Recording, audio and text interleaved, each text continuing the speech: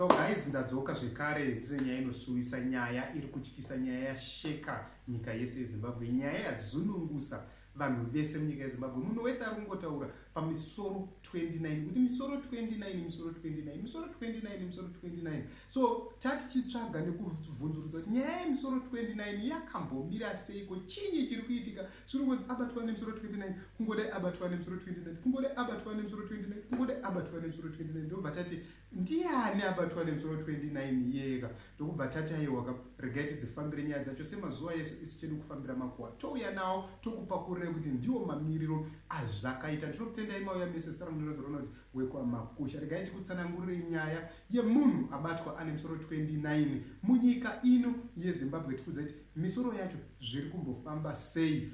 Bhegi raanga akabata taenda tikanoti regai tinyatso kunotarisa kuti bhegi ibhegi rakamboita sei. Ndokubva taona riri bhegi rakanzi register to vote for Nelson Chamisa in 2023. Nhamo yauinayo inyaya yekuti hausi kuda kuita decision yako. Nhamo iri kutambudza hama dzako inyaya yekuti hausi kuda kuita decision. Muri kuenda kun'anga, muri kuenda kumaprofita muchinodirwa mvura, muchinoitwa zvinhu zvakasiyana, ndofambiswa nenhombo. Zvimwe zvacho hazvisi kuda nhombo, hazvisi kuda muteuro, hazvisi kuda mushonga, hazvisi kuda chii, zviri kuda kuenda kunoregister kuvhota. You are the problem. You are the architect of your problems. Pane zvimwe zvinhu zvinongoda mutungamiriri ane pfungwa. Kubiwa kwakaitika mari savings accounts in 2019 hazvidi n'anga, hazvidi muprofita, zvinongoda vanhu vanoisa mutungamiriri ane pfungwa. Tisu takaisa Emerson Mnangagwa in 2018, tisu tinogona kuvabvisa toisa advocate Nelson Chamisa votanga kutungamirira nyika itanga kufamba zvakanaka. Saka ndiyo misoro 29 iyi yakanzi iyo register to vote, yakavharirwa mubhegi rakanzi register to vote.